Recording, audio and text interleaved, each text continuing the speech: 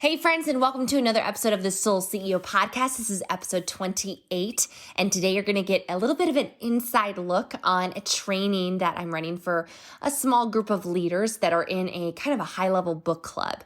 And there are three multimillionaires kind of training, advising, coaching through this book club, and I'm super honored to be a part of it. And we're going to be discussing the book Who Moved My Cheese by Dr. Spencer Johnson.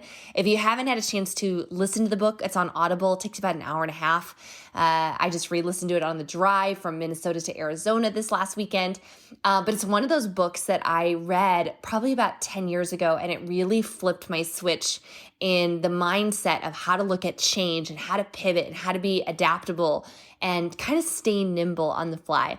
Now, if you're brand new to this podcast at Soul CEO, we help network marketers and entrepreneurs build a profitable business without losing their family, their friends, or their soul. We use very proven tactics, new school tips and strategies using technology, social media, and generally, more than anything, I have a passion for leadership and helping people kind of raise their lid and up-level their influence so that they can be all that God called them to be and profit in the marketplace. I want to shout out to one of my subscribers on Apple Podcasts. It is Hannah P. H-E-P. Hannah P. Hep says, like hanging out with your girlfriend, 5 stars. She rated this podcast 5 stars, and so should you. She said, Rachel's so fun to listen to and always gives tangible advice for you to implement to your own business. I've followed her for years and really admire how she leads her team. She's definitely one to listen to if you're in the network marketing space. Thanks so much, Hannah. I really appreciate it. And guys, if you're listening to this podcast, do a little screenshot, and go to Instagram or Facebook and tag me because I'd love to interact with you. Let me know what your top takeaways are. Now, again, this podcast, you're listening in on a private recording where we talked about Who Moved My Cheese. Even if you haven't read it, haven't listened to it, I believe that there is really nuggets of wisdom inside of the philosophies about seeing change, anticipating change, adapting to change, and really going out into the maze of this world and finding the cheese that we want, the cheese that makes us happy and fulfilled, and ultimately our purpose. And you'll hear me talk about the characters of the book, Sniff and Scurry, which are 2 little mice, and Hem and Haw, which are little mini people that are also in this maze. And so Sniff, Scurry, Hem, and Haw are the 4 major characters. And I believe that this book, as it was for me, was a way that I got outside of my comfort zone. And I really, again, stayed nimble whenever there was things that are shifting. It's the one guarantee in life, it's change. Beyond death and taxes, things are always changing. The market's changing, the government's changing, things are mandating, technology is always shifting and adapting. And so we got to be aware of it. We got to welcome it instead of staying in our old ruts and our old patterns and even become entitled to maybe the abundance, the ease, the situation or circumstance that we were in before. Because too often in life, we get to a place, maybe modest success, or even just a little bit of comfort, and we believe that, hey, that's always going to last. Well, the truth is it's not. And inside of this audio, I hope and pray that it blesses you today. So let's dive into Who Moved My Cheese. Excited that you're on here. Oh my gosh, I am so excited. Good morning, good afternoon, good evening. I know we have an international call here today. And I gotta say that I am a little jelly because your book club began with probably one of my favorite books. In fact, I think G asked me my original list and she's like, Tara's already got that one. Tara already picked that one, already chosen, already taken. And I was like, okay, here we go. But I will say that 15 Invaluable Laws of Growth, that book is one of the first books that I give anybody that wants to go on the path of personal development and personal transformation because it sets the entire tone.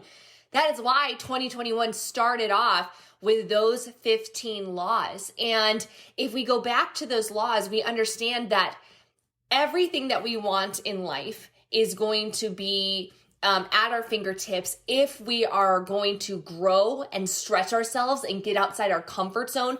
So this book of Who Moved My Cheese, the conversation of this maze that is the metaphor of the life that we live and that we go through to get whatever we want.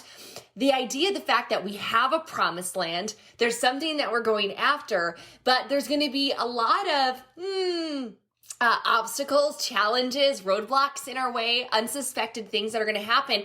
And it truly does, depending on if we are going to get to that promised land, it depends on how we react to that.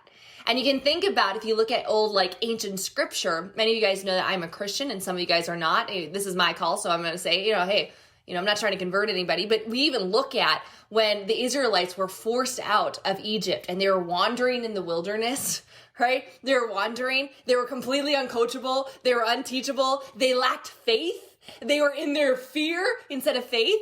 And so what would have taken them but a short jaunt to get to their promised land took them 40 years. How many of you guys do not want to be wandering the wilderness for 40 years? Say I, right? Raise your hand. Right? I got double hands raised. So it's like these principles of this book is eternal. It is universal. It crosses all demographics, all age groups, all beliefs. And so the point of the matter is that you are the only one, your reactions to change, how you see change, how you adapt to it, how you anticipate it, will determine if you can get to your promised land. Let me take a quick drink. So I loved this book for me because it came into my life when I was probably about 25 to 26 years old. And at the time, I had been a struggling network marketer for several years. And inside of that, I had a story. Many of you guys may have felt this way. Think about something that you wanted, that you couldn't have, that you couldn't achieve, and ask yourself, what was the story you were saying to yourself of why you couldn't get there? So for me, my lack of success it was the company's fault, it was the product's fault, it was my upline's fault, it was the system's fault, it was the pricing fault, it was the compensation plan, the marketing plan, the promos, the leads, it was my leads' fault. So I was always like pushing blame into why I wasn't at a new cell block of cheese, at a new, station of cheese, why I wasn't getting the riches, the prosperity, the abundance, the success, and the results. And if you guys have not yet fully read the book, although it is like a 1 to 2 hour, it's a day read, I want to give you guys just a very simple synopsis. So we have two mice, and that is Sniff and Scurry. Sniff and Scurry, these little mice, they represent the simplicity inside of us. The simple part, the intuitive part, the adventurous part, the curious part. Every single day in this maze, Sniff and Scurry, they would go out, they'd put their running shoes on, and they would go hunt for cheese, because cheese is what we want. Now, in our lives, cheese represents the rank, the bank account, the title, the prestige, the relationships, the security, the happiness, the health, the body, the toys, whatever we want. We have that cheese. It's what makes us happy. So the cheese represents our happiness. Now, the maze is where we spend our life looking for the cheese. Now, joining the two simple little fun Scurry and Sniff little mice were two little miniature humans, Hem and Haw. And Hem and Haw really represent the more complex or sophisticated aspects of our internal self, our person. These are the ones that Hem, he resisted change at all costs because he believed that change meant that something worse would happen. That he feared that if things ever changed, it would be for the worse. Where Haw learned to adapt over time, although he was a little slower to kind of come forward, he finally clicked for him that change could mean something better. So we have this amazing story, this metaphor that Spencer has kind of written out, a very boring book about change. Oh, I don't want to read a book about change, right? But he makes it in this really clever, highly readable, consumable kind of storyline to give us greater insight for us. Now, when I look at the cheese station C, what does it represent? When I read that, to me, it represented my comfort zone. It represented a sort of sense of a home for me, even entitlement. And there comes a point, guys, in your career and in life where we believe we're entitled to cheese. We're entitled to cheese station C. And this can even be in your rank advancing. Let's talk leadership. That you get to a point, you're pro 4, you're pro 5, you're pro 6, you're pro 7, you're pro 10. You hit a rank, you hit a goal. Guys, think of your best month ever. Volume, income, PV, enrollments, all that sort of stuff.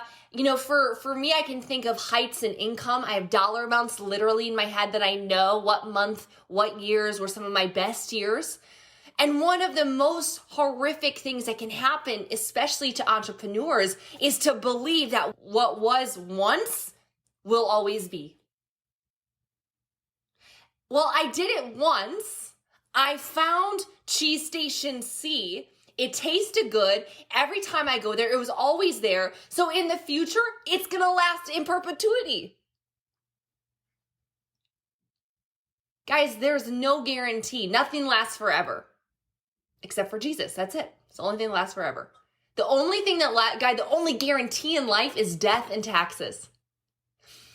There is a myth in network marketing that I hope to squash without completely taking the rug from underneath you. Okay? I'm going to err on the side of telling you fact, but I don't want it to stress you out. Just because you build something once in this business does not mean that it's going to stay there forever. It could. It might. You might get to the point where you build a large enough team and you have leaders upon leaders upon leaders upon leaders upon leaders upon leaders upon leaders upon leaders upon leaders upon leaders upon leaders that work in spite of you. How many guys would love that business, right? Raise your hand.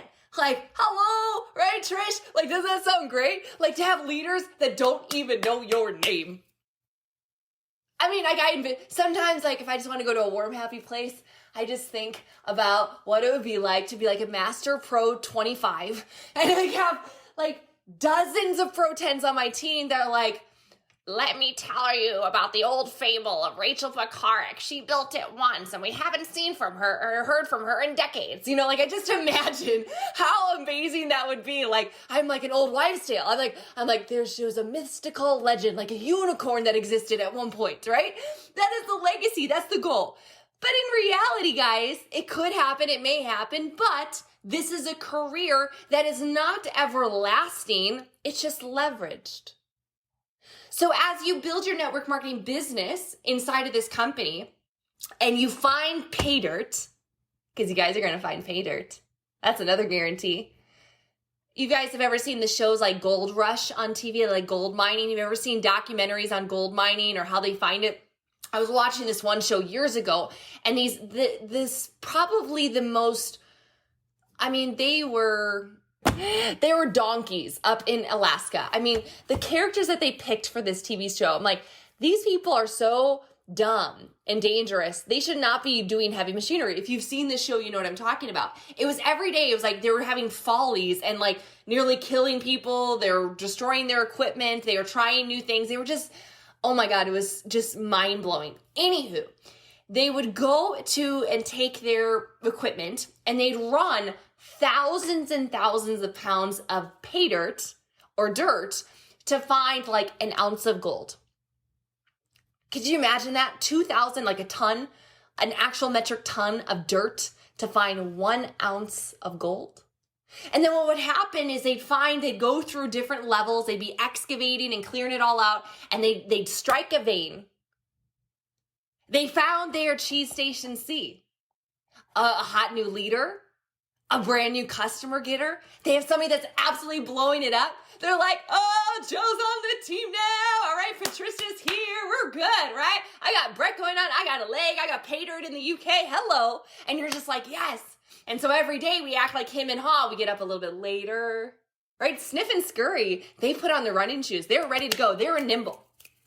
They're like, we gotta go find the cheese. It was kind of fun for them. They were simple-minded. They're like, hey, we know that this cheese thing doesn't last. We gotta go and gotta kind of stay looking around and keep our options open. Where him and Haw, the Cheese Station C was so lush. It was so abundant. It was so rich. They couldn't possibly conceive that at one point that they would run out of cheese. So they were getting up later. What does that look like as a leader in network marketing? Not really being in phase 1 anymore, in production mode. It means not going out there and leading your team by example with recruiting and getting new people inside of your holding tank and hitting the 5 and 500 pools every single month. It means not doing what you're telling your team to do. It means not going wide because you feel like the legs that you have are going to last forever.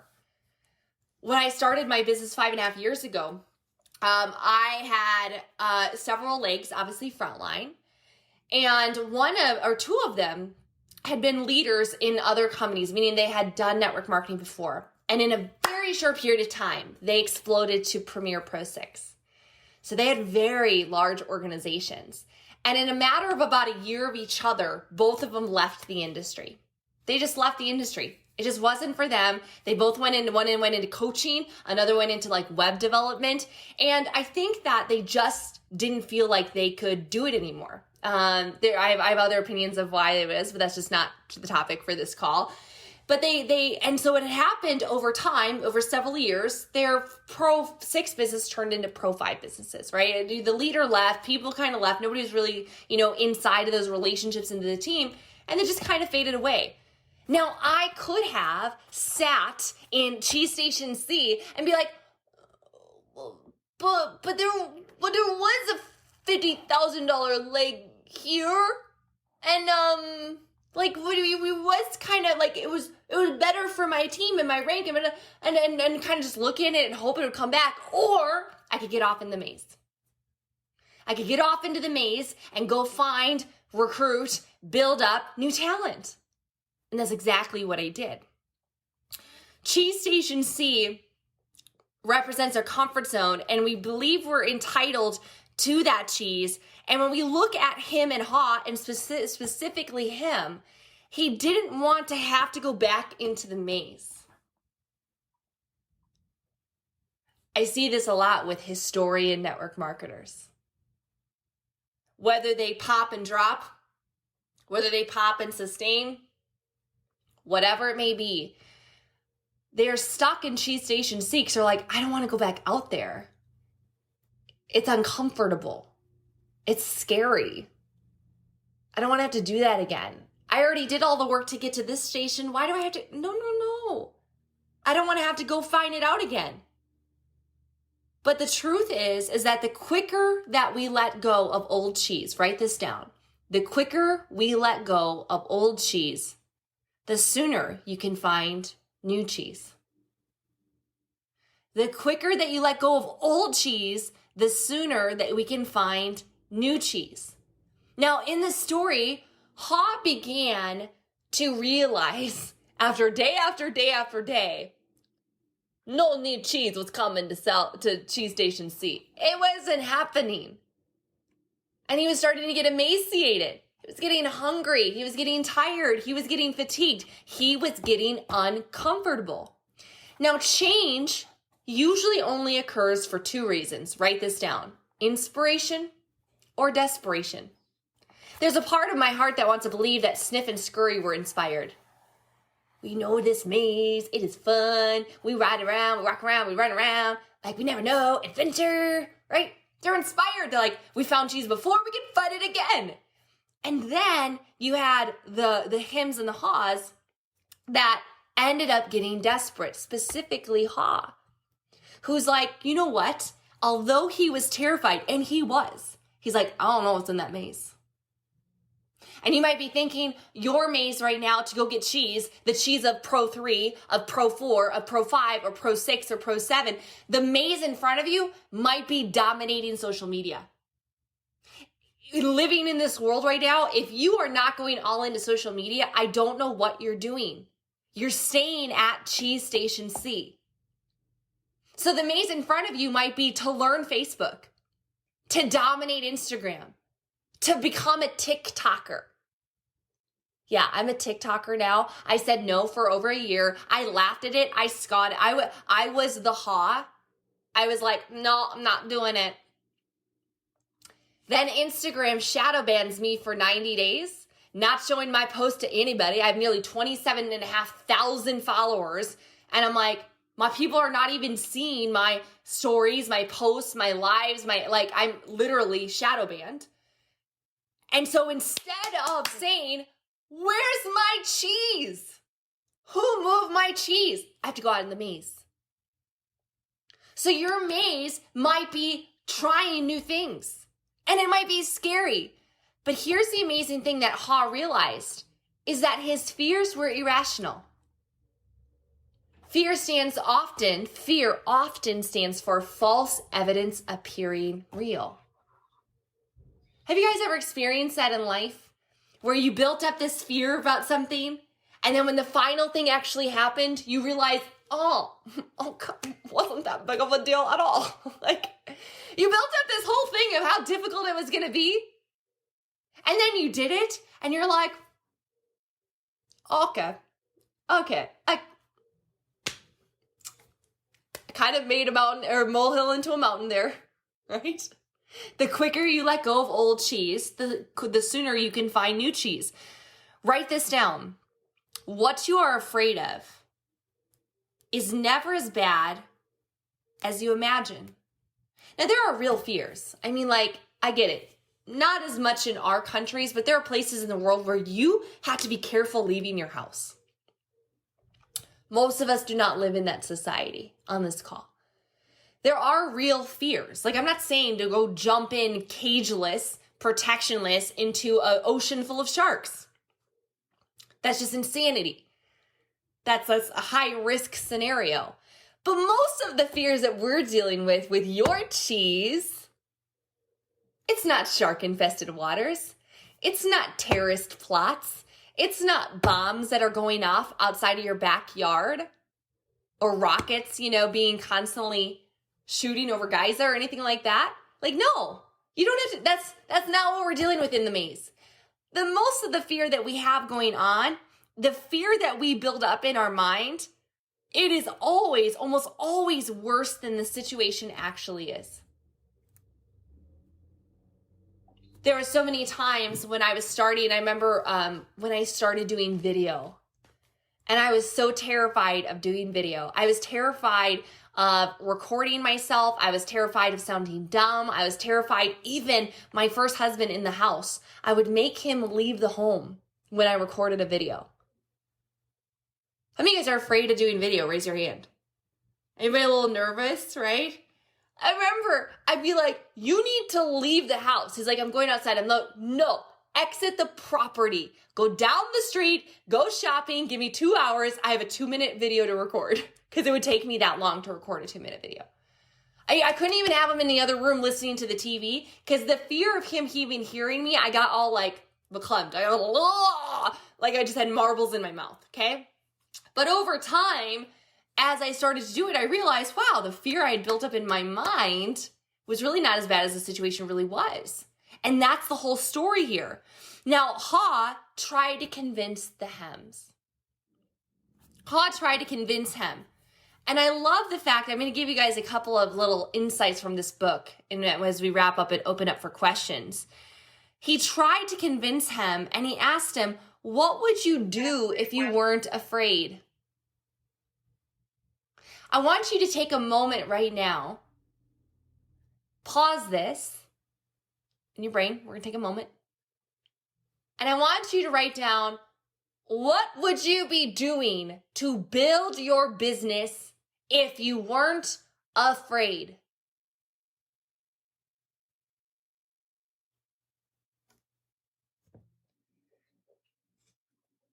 If you weren't so racked in fear right now, what would you be doing daily? And likely there's something looming you in the face. Calling through your list, using the app, starting an Instagram account, starting a TikTok account, doing Facebook Lives every single day, yet calling my chicken list. What would you be doing if you weren't as afraid? What you're afraid of is never as bad as you imagine. Let's talk about your chicken list. In 2014, in my previous company, or 13-ish, somewhere right on there, I did a 90-day relaunch. And my goal was, inside of my holding tank, I wanted to break a 6-figure earner. So we had a little bit of a longer holding tank than here, but my goal was outside of my team, like in a brand new team, 0 to 6 figures, I wanted to help somebody reach basically the elite ranks, okay? So I went on a massive recruiting spell. I wrote down a list of a couple hundred names. I had my little script, my little okay, also what I'm gonna say, this is the message I'm gonna send out. I'm like ready to go. And being the person that had red who moved my cheese, being the person that sees and feels the fear and does it anyways, my first calls were to the hardest people. And I remember one of them was a call to my one of my financial counselors, and specifically a man that I bought like precious metals from.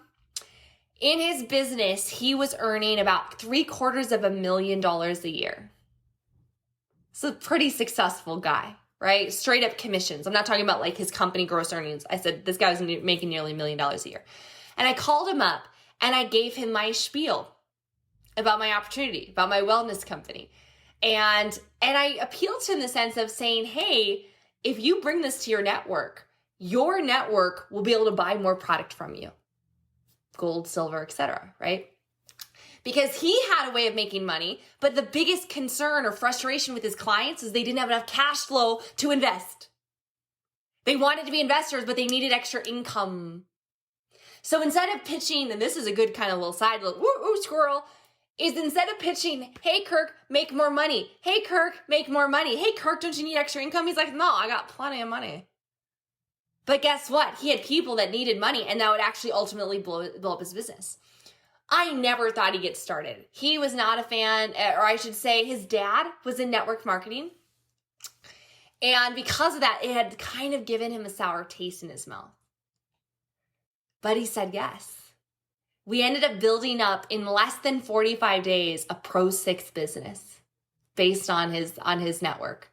Just by him referring people, us doing launch calls and parties. I went out to his house in Colorado and we did home events, got me on phone calls, and we built up a near $50,000 a month business. Calling my chicken list. There's another guy I had on my list. Oh gosh. He was a 7-figure speaker and trainer for the industry. Now, he wasn't solely just for network marketing. He spoke at all sorts of corporate events. I saw it because it's like all on his banner, his cover photo of Facebook, right? It's like, as seen on Success Magazine, ABC, NBC, MSNBC, ESPN, like all the news, right? It was like everywhere. And I had never talked to him on the phone. We had absolutely zero rapport. And I cold messaged him. We just happened to be friends on Facebook. I figured he probably knows who I am. I know who he is. Let's jump on a call. I did my little spiel. I told him a little bit about where I was, what I had done, where I was going, and wanted to see if he'd be open to take a look. And he was like, oh my gosh, Rachel, I've seen, a little bit of your success on Facebook. I'm really proud of you. Again, he's like 70 and I was like 29 at the time. He's like, oh, little Bev, I'm so proud of you. And so we're talking and he's explaining I'm a coach for many network marketers. I speak at conventions globally. And because of that, I cannot earn money from any company because it would ruin all my contracts. I'm like, okay, I get it. I wasn't aware, but that makes sense. And I'll tell you guys, I sweat through that call. I sweat through my shirt. Here I was. I had made millions of dollars and I was talking to a 7-figure speaker and I was pitching him on my MLM. But he was so nice and so cordial and so affirming. And I got off the call and guess what? It made calling my neighbor that much easier. I was like, I did the hard thing. Right? So I did the hard thing. I didn't find new cheese, but I went out in the maze and I didn't die. Some of you guys just need to know this, that nothing in this business is going to kill you. Not one person in the history of MLM has died from rejection. Not one. Not one person has croaked hearing the word no. And I tell people all the time, I think I've talked to probably about 10,000 people in nearly 15 years. Probably about 10,000 people, I would guess. I have never been cussed out or punched in the face. Never once. Never. Not for this. I mean, not for network marketing. But I had to get outside my comfort zone. So he tried to convince him, what would you do if you weren't afraid? What cheese would you go after? Would you go off? Would you put on your running shoes again? Yes, it might be a little scary. Yes, there's unknown. Yes, there's going to be different adventures ahead of us. But you know what? If we let go of this old cheese spot, we might find new cheese. We might find better cheese, yummier cheese, our favorite cheese. So exciting. In leadership, learning from this book, There's 3 things I want you to know about leadership in network marketing, leadership in general, and who moved my cheese. Number 1, it's to expect change. Expect it. Recently, there was a faction of people that were upset about a potential looming change. There was a change coming to the company, a very positive change by any stretch of the figures, but there were some people that were upset, and that's okay. It is okay to challenge change. The hims and the haws are actually healthy. We do need some people to kind of slow us down. If the world was all scurries and sniffs, it'd be like so much rapid things going on all the time. We wouldn't be thinking about potential loss, danger, risk, reward, right? We need some hems and haws in our life. We need moments of us hemming and hawing. Do you get it? But it was so funny because I kind of had a little snarky little remark, and I thought, it sounds like these distributors forgot the fact that they signed an agreement that said that the company could change things at any time. Yeah, they can. Now, we have a board. We have different councils to make good changes. We run numbers and metrics like you wouldn't believe to make sure that a change is positive. But change might come, but change can be good. Sometimes we think the cheese that we have currently is the best cheese. Oh, the way that the bonuses are right now. This is the best cheese. It's all I know. It's all I've ever done. It's all I've ever taught. It's all I've ever explained. And now you're going to give me this new cheese? You're going to set me off into the maze with this cheese that I don't even know what it's all about? When in actuality, it could be the cheese that we've always wanted. So leaders expect change. Number 2, they look for signs of change. If your cheese is dwindling low or becoming rancid or old, if there's other things that are happening, you're noticing, as I say, like Jedis, a disturbance in the force. You got to look for signs that you might have to pivot. And number 3, leaders adapt quickly to change. I am so grateful that start of COVID, our team was 95% social media. Now we're 99.9%. The teams and the companies that have not adapted quickly to getting fit every day, I heard that from my mentor, Jessie Lee. She said, get fit every day. I'm like, get fit every day? She goes, get fit every day. FIT, Facebook, Instagram, TikTok. I'm like, I love that. I'm jacking that. I'm stealing it. Hashtag Boss Lee. Thank you so much. That is not mine. We are putting that all throughout this organization. Get fit every day. If you were doing one-on-one out of the home, in-person presentations, that, depending on your market, will be stifled. There's places in Canada you can't even leave your house or you're fined. So how are you going to build your business? You got to go out in the maze and get fit. Facebook, Instagram, TikTok every single day. Facebook, Instagram, TikTok every single day. So you have to adapt quickly. I will say that I'm not always the earliest adopter, but I'm not the slowest. I'm somewhere between scurry and haw. At moments, right? It's like, okay, all right, let's go. Like, I'll review it. I'm going to do my analytics and I'm going to see, yes, let's go. Now, a lot of this is really based on the change and the belief of change. It's what you're wired to based on the previous experiences, circumstances, and the life that you've lived. You either believe that change can harm you, or you believe that change can help you.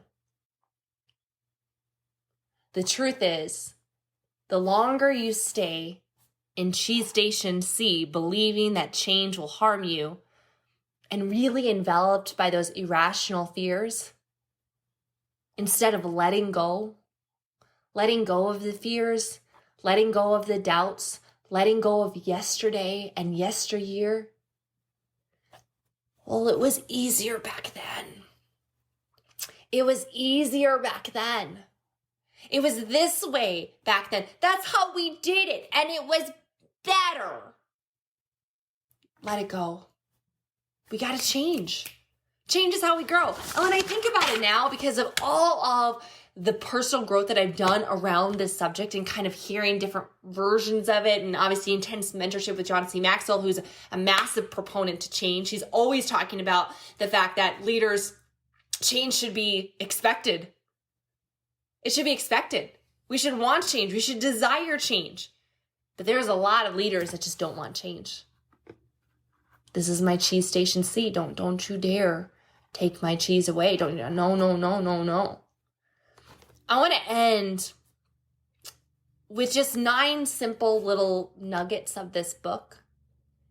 And then, what I think we're going to do for our next session is because this was a short book and I felt we could summarize it so quickly, we're going to do more of in-depth coaching for you guys around the book, around change and other things. So this way you guys get like some actual one-on-one training. I think that will be good. This was such a short book. We nailed it really quickly, okay? So I want to give you 9 of my favorite things. Lessons. And these might be 9 things, guys. Maybe you pick 1 or 2 or 5.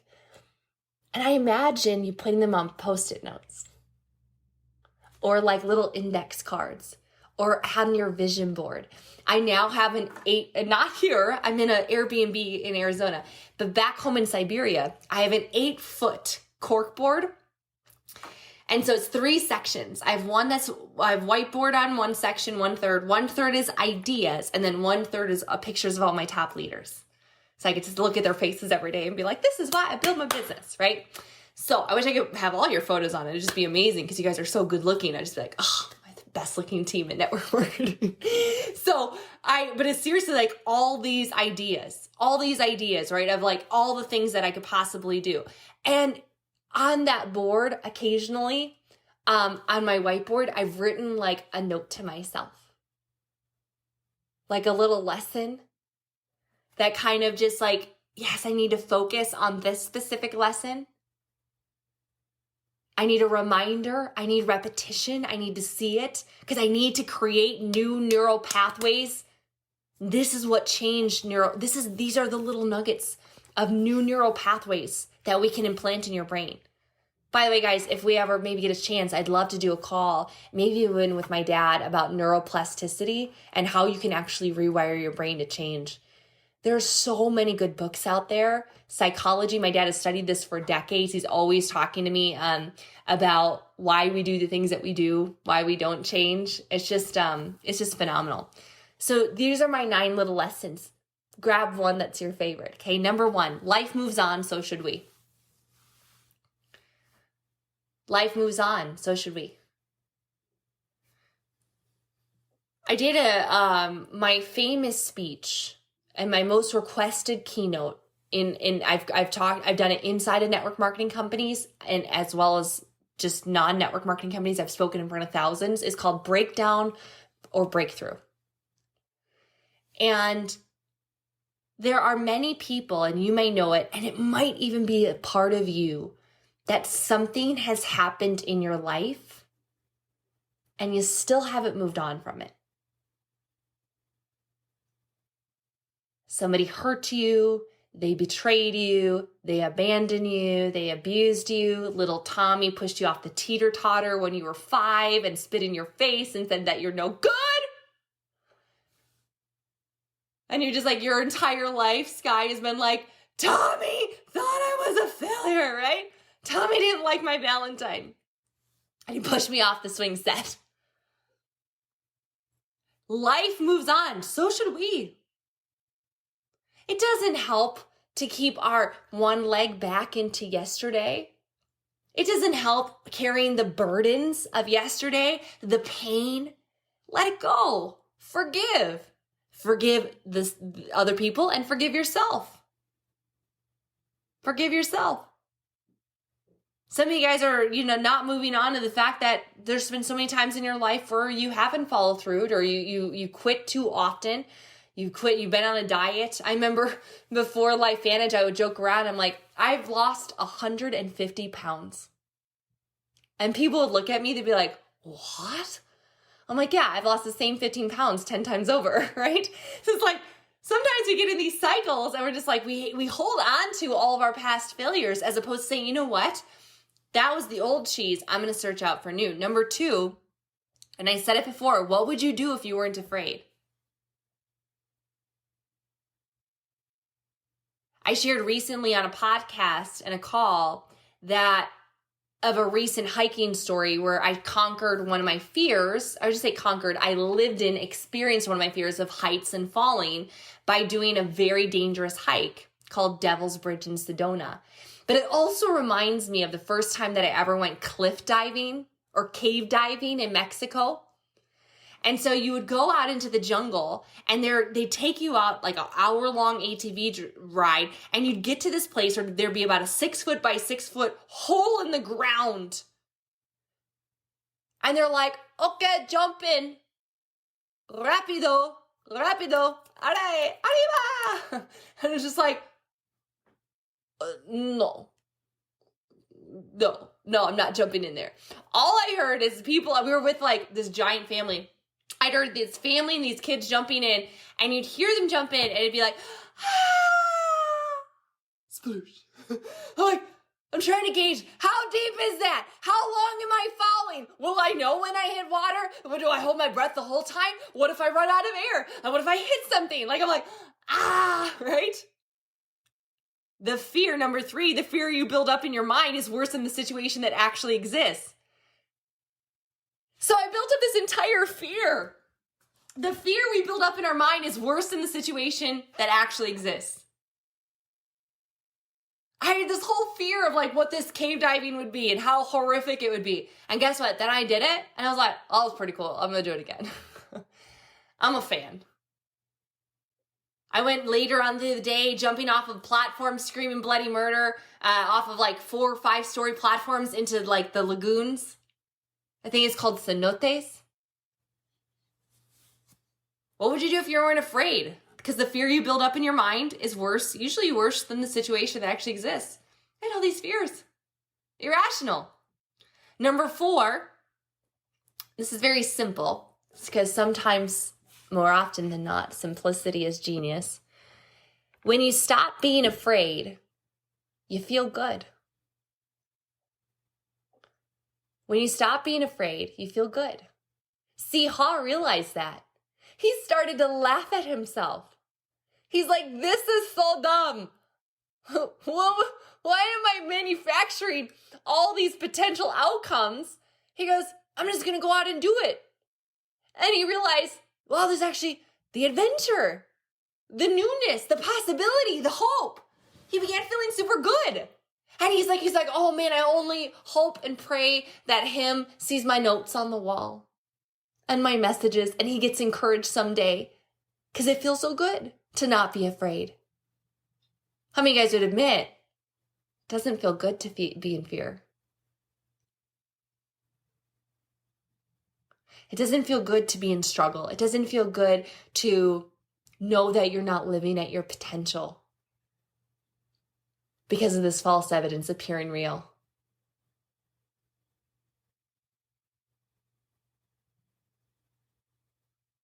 I have a goddaughter named Harper. She's 6 years old and probably the most special human on the planet, although I'm partial.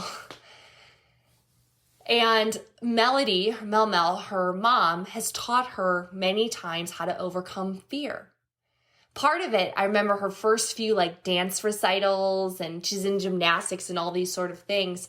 And she's had to step up and do some big tournaments. I mean, she's 6, but she's like nailing it. She's doing like solo routines and all that sort of stuff.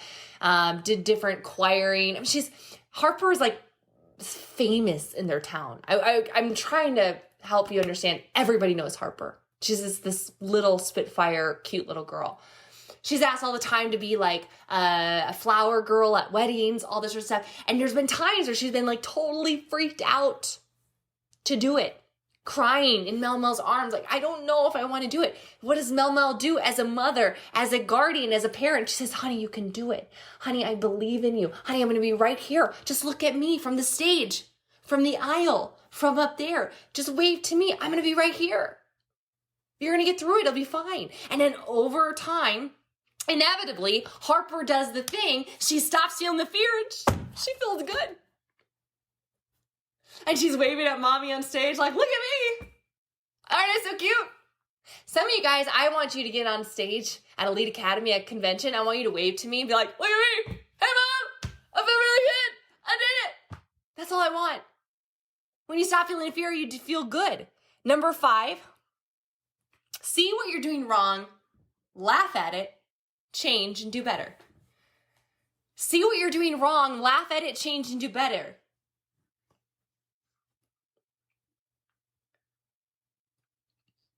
The maze isn't guaranteed.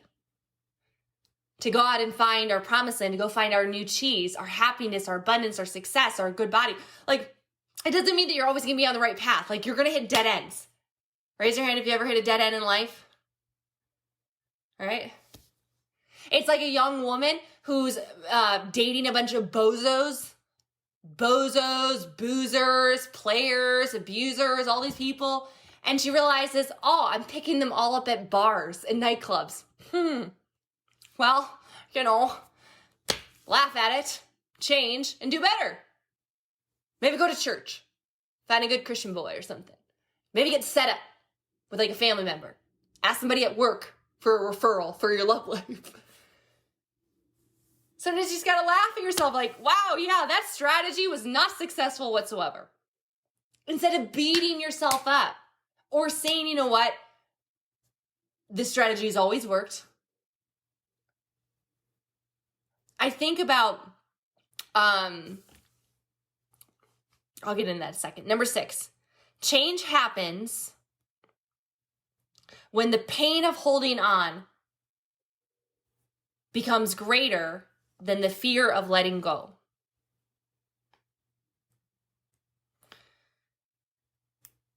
Sometimes we're holding on to the past so much that it's that moment of desperation. It's like, you know what?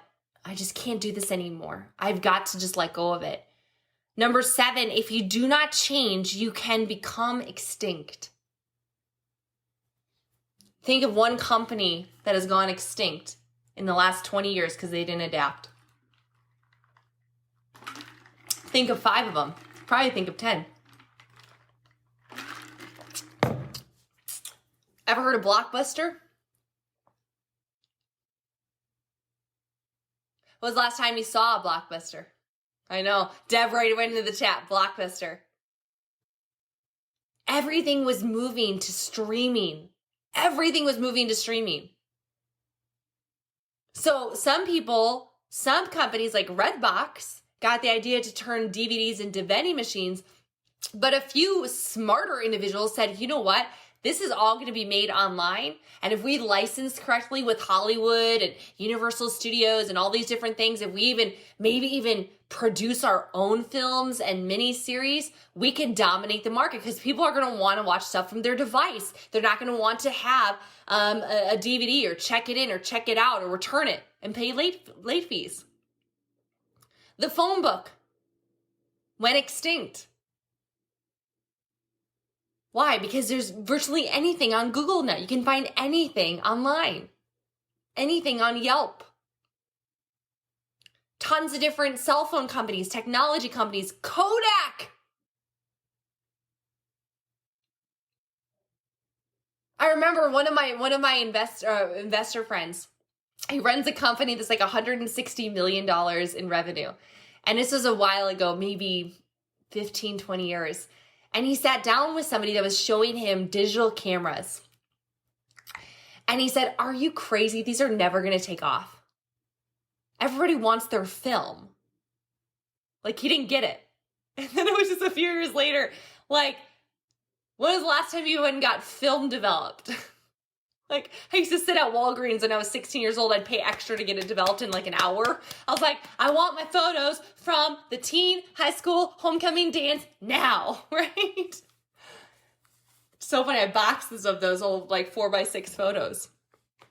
Number 8, when you change what you believe, you change what you do. When you change what you believe, you change what you do. This is the bar method. Belief determines your actions. Actions determine your results. I read a book recently called Atomic Habits. I highly recommend it to anybody. It is a very simple read. But it's a really wonderful thing about how to change what you do daily to start getting maximum results. And one of the things that I was kind of since COVID, I was always a gym girl. So I'd go to the gym a couple times a week and I lift weights. I had a treadmill at home that I'd, walk on a few times a week, but I loved going to the gym. Well, then the pandemic happened. And so I went many, many, many months not working out. And you guys know as well as I do, when you don't work something, you lose it. You don't work a muscle, you lose it. And so after being skinny fat for so long, I'm like, okay, something has to change here. Help. I am little and got a lot of wobbly bits happening. And so I need to start working out. So I read the book Atomic Habits, and it kind of, he flipped my filter in the way of, if I believe I am X, then I will do Y. So for instance, I've always wanted to be an athlete. Now, if you've ever met me in person, I'm almost 6 foot tall. I'm gangly like a giraffe. Like my wingspan is like 6'1". And I have some athletic ability. Like I'm not horrific, but don't pass me the ball. I'm going to travel that basketball so quickly. Like, no, I'm better for rebounds, right? I'm better for tip-offs. That was like my high scoring, points and claim to fame in basketball. I should not run with the ball whatsoever. That ball is going all over the place. But I always wanted to be an athlete. I didn't want to be skinny. I wanted to be strong and fit. And part of that was to be an athlete. What does an athlete do? If I believe I'm an athlete, what do I do? Well, what do athletes do? They prioritize sleep. They prioritize nutrition, right? They're not boozing all the time. I haven't had a drink in weeks. They work out every day. So I made it my commitment. I was like, I started reading about athletes and what they do. And I'm like, most athletes that I read about that I really am inspired by, they work out 6 days a week. So I'm like, well, I believe I'm an athlete. So therefore I'm going to work out 6 days a week. So I've set a personal non-negotiable, a PNN, of doing at least 3 miles a day. Now I walk. Please don't be impressed by me. I'm a sloth. I'm literally one of the slowest humans, but I'm moving. I'm slowly improving. Why? Because I believe I'm an athlete, so I change what I do. And number 9, you cannot change the past, but you can learn from it.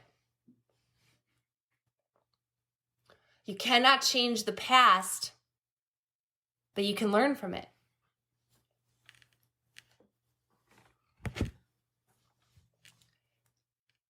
I started a podcast recently. And Soul CEO podcast, you guys should go subscribe, leave a 5-star rating and review. And a little plug, just kind of throw that in there. For a long time, I found myself in my own cycles of kind of beating myself up for not doing it sooner. And so I neglected to ever get started. Like, well, I haven't done it thus far. I wasted all this time. I haven't done it all of 2020. Like, it's too late for me. Like, just these weird little thoughts that come up. Am I the only one that this ever comes up on? No? Okay, that's just me. You can't change the past, but you can learn from it. And you know what, guys? It's only the problems that we learn from. We don't learn when we win. We learn when we lose. It's in the setbacks. It's in the barriers. It's in the challenges. It's in the mountains we must scale. It's in the times that we scrape our knees, that we make mistakes, that we fail. That is when we grow. We don't grow when we win. But it's your decision. It's up to you if you choose to learn from it.